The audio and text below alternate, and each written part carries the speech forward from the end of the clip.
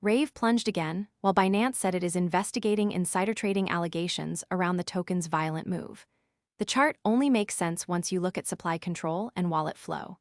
Search interest is clustering around "finally they dumped," but the important split is between what is confirmed and what is still missing. For traders, the practical lesson is harsh. When supply is concentrated and exchange deposits hit at the wrong time, support levels can disappear almost instantly. When a token falls this hard after concentrated wallets move, the market starts asking whether the chart was ever organic in the first place. That is why the move, filing, freeze, or proposal matters right now, not just as a headline, but as a test of who is exposed and what actually changes next. After that, exchange response becomes the next critical layer. The article describes a 60% daily drop on top of prior turbulence and points to supply concentration as the core structural risk.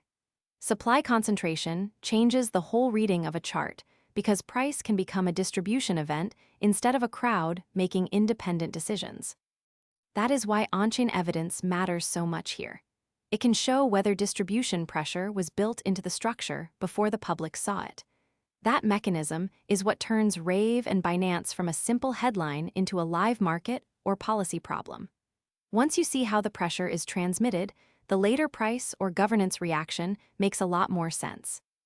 That is where suspicion either hardens into evidence or starts to unwind. An exchange investigation matters because it shifts the story from rumor alone to possible evidence review by a major venue. The affected group includes every holder who believed price discovery was organic and every exchange that now has to test what happened.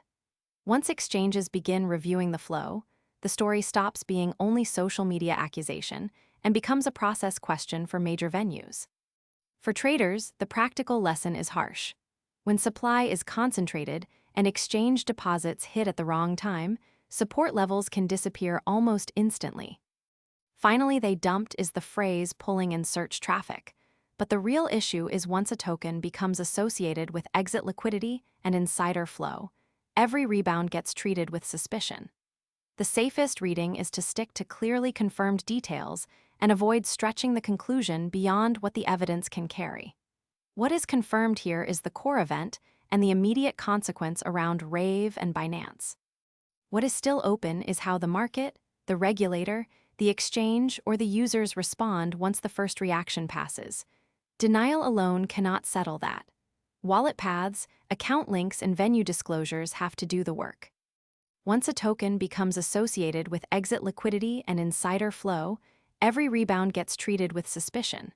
That does not automatically decide price direction, but it does tell you where the market is vulnerable if the next update goes the wrong way. This is the kind of setup where a token can keep falling simply because trust has left the room, even before every fact is final.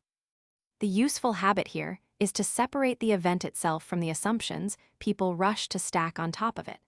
When the assumptions start outrunning the confirmed details, volatility usually widens before clarity improves. When people type "finally they dumped," the useful answer is not a slogan. It is the mechanism behind the move.